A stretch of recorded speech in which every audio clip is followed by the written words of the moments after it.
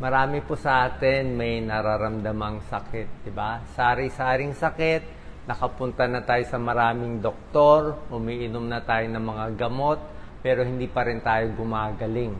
Di ba? Kaya magtuturo ako ng bukod sa regular na gamutan ng doktor, dagdagan natin ng healing, pwedeng spiritual healing, pwede natin sabihin, ayusin yung mga negative emotions. Bali po, dagdag tulong lang to. Baka ito ang cause. Baka ito yung dahilan. Kaya ayaw gumaling-galing yung sakit sa puso, yung sakit sa tiyan, yung arthritis, laging sobrang sakit.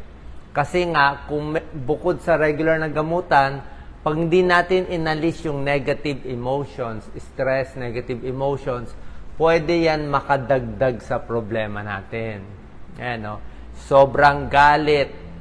Siyempre, pag galit, high blood ka talaga niyan, di ba? Sobrang pag-aalala, sobrang takot, sobrang lungkot, sobrang nervyos. Pag nervyos, usually, tiyan ang tinatamaan eh. Sobrang stress at na-shock. Yan. Negative emotions, paano muna siya nagdudulot ng sakit? Mamaya, tuturo natin ng tips paano umayos. Pag chronic stress, usually connected sa high blood yan. Cholesterol, tumataas din. Irritable bowel, makulo lagi ang tiyan, parang madudumi ka. Peptic ulcer.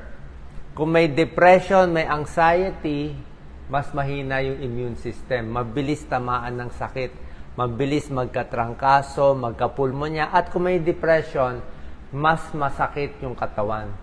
Kung yung sakit parang 5 out of 10, ang tindi ng sakit. Kung may depression ka, baka abot ng 7 o 8 out of 10. Kasi nga, nakakadagdag ng kirot yung depression. Negative belief, laging inis, negative mindset. Siyempre, pag negatibo na puro iniisip mo, unhealthy na yung behavior mo. Lalala din yung mga sakit mo.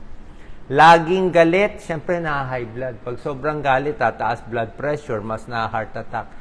Social isolation, wala kang kasama sa bahay, maraming kaaway, hiwalay. Siyempre, pag nakahiwalay, depression, anxiety, at ayon sa pag-aaral, mas maaga na mamatay pag isolated.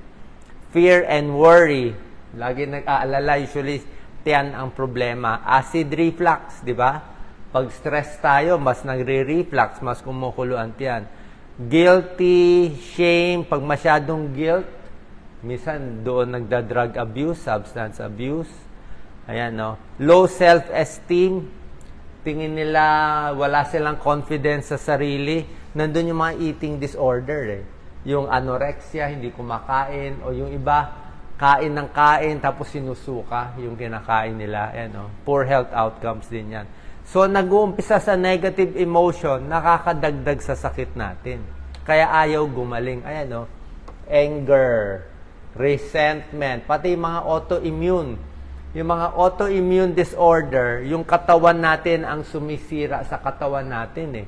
Yung mga lupus, psoriasis, rheumatoid arthritis, multiple sclerosis, yung katawan mo nag-a-attack sa sarili mo. So, kadalasan nito, stress-related. Pag mas stress yung tao, mas lumalala yung sakit. Pati ito, anxiety, irritable bowel.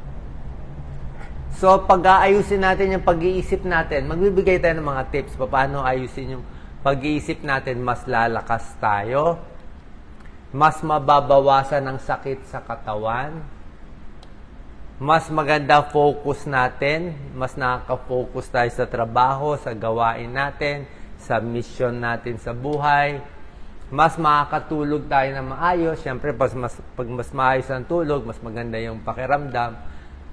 Ano benefits ng spiritual healing na maalis mo tong galit, inis sa buhay?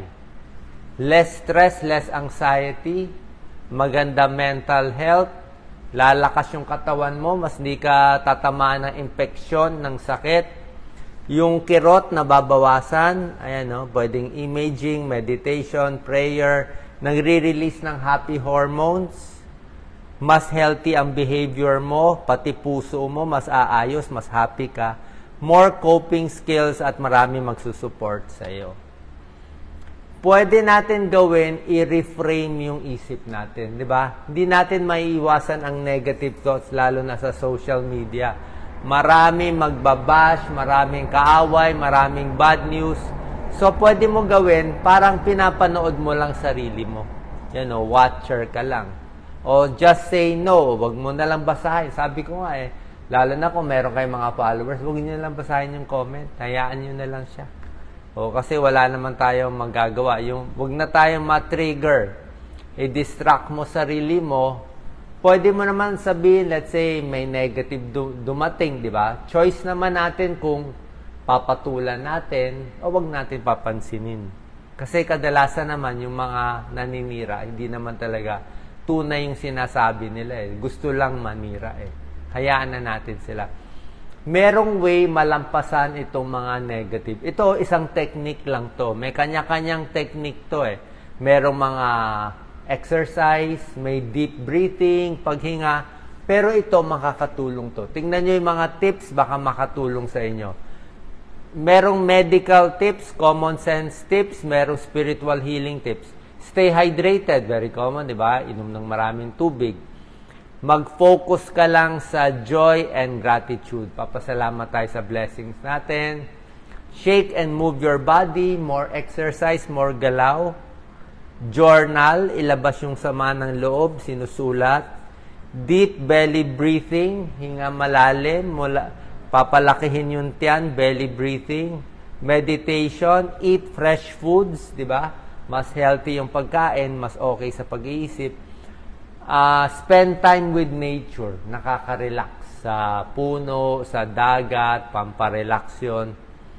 Meron ding healing frequencies. Pwede nyo i-try. Marami yan sa YouTube. Kasi yung brain natin may brain waves May alpha, may gamma waves. So, baka makatulong. May mga sound daw na nakakatulong dun sa utak natin.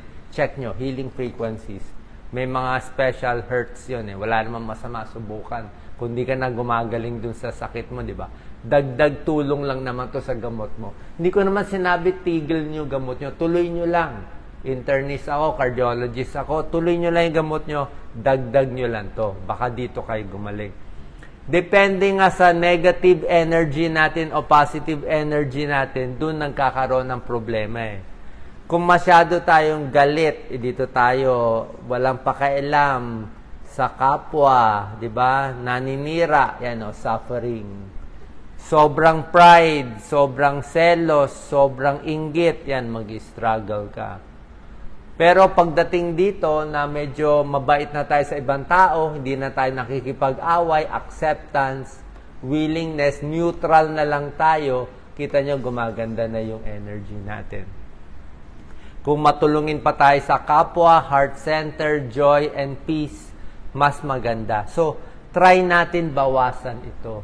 Walang issue kung mayaman o mahirap. Hindi excuse na mahirap ako, wala akong pera, kaya pwede ako dito maggalit-galit Ay, ito nga secret Kahit nga mahirap, pag inangat mo nga yung vibration mo, yung energy mo, mas magiging masaya rin yung sarili mo at ibang tao.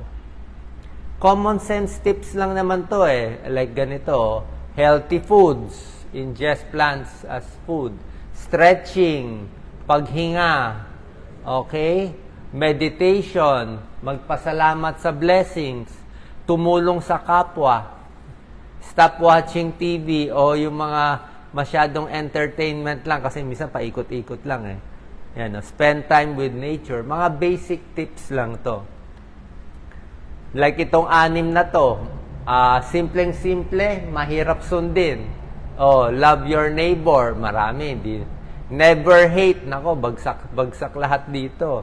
Maraming galit sa vlogger, influencer, artista, politiko. So, ito pa lang, bagsak na tayo. Give generously. Live simply, hindi dapat maluho. Diba? Kung may ibang taong maluho, hayaan mo na siya.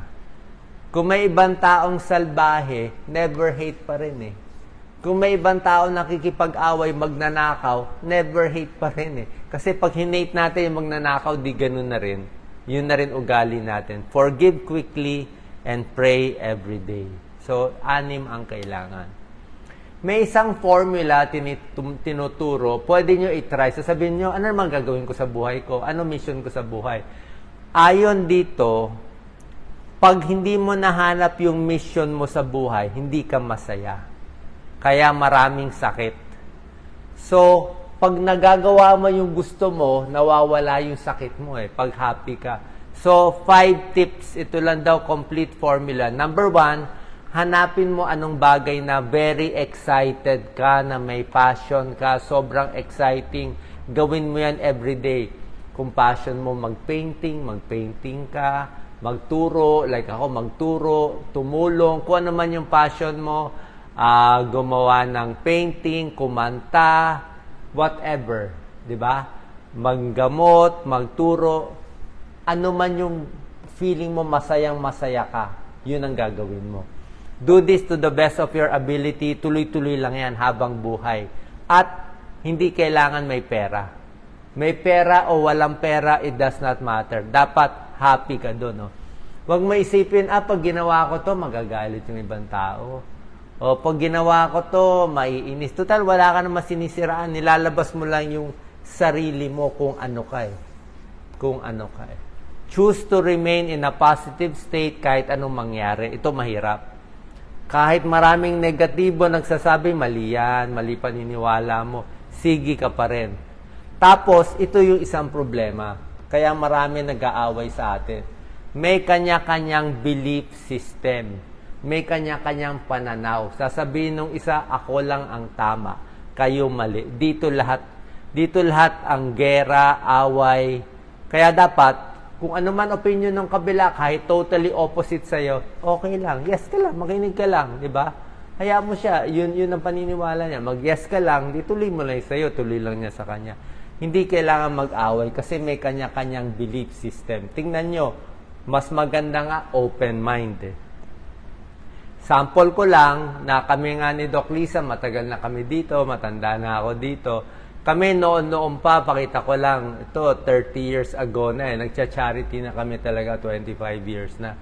Ito, 2002 pa to, tuloy-tuloy lang kami niyan Doon lang ako happy. Wala namang social media niyan, wala pang monetize, wala lahat.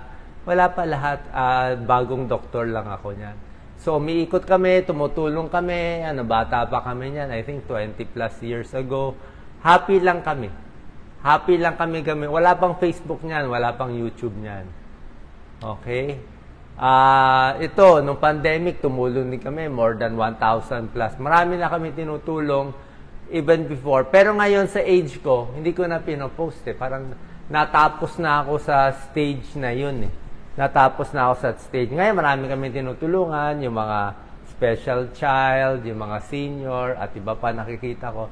Hindi ko na kailangan i-ano pa Mas maganda ito. Diba? Okay na yung mga bata, sila na lang tumulong, wala namang masama, ipakita nila yung tulong nila. Pero sa stage ko, dito na tayo. Ang point ko, mas open mind tayo. Ito yung problema sa kababayan natin. Maraming close mind kaya maraming away. Pag open ang mind mo, marami ka madidiscover, maraming possibilities. Kung wag mo lang i-insist yung gusto mo, dito siguro 90% ang away at mga bad comments dito mag-uumpisa. Kanya-kanyang belief, kanya-kanyang religious belief, ang daming religion sa mundo mag-aaway talaga yan. Ang raming political group, maraming political na tao, pag ito pinag-usapan, mag-aaway talaga. Mag-aaway. Kaya nga, dapat open lang tayo kung ano man paniniwala niya. Huwag na nga pakialaman yung iba. Kasi nga, mas open tayo, mas marami kang madidiscover, matututo ka. More knowledge. Yung problema mo, malay mo, may opportunity. Nakinig ka sa ibang opinion Yung mga failure mo, walang pera, lugi, daming utang, at least mas open ka sa ibang ideas. Maraming sakit, baka mawala yung sakit, maging more successful. Kasi nga, may nagsasabi, kaya daw tayo nagkakaroon ng sakit, kasi mali yung ugali natin, mali yung emosyon natin, hindi natin na-align dun sa pinaka-goal natin sa buhay. Saan po nakatulong to? Ma-open ang mata natin. So, bukod sa regular na gamutan, dagdagan pa natin nitong spiritual healing, halu-haluhin na natin para totally gumaling tayo sa ating mga karamdaman. Salamat po.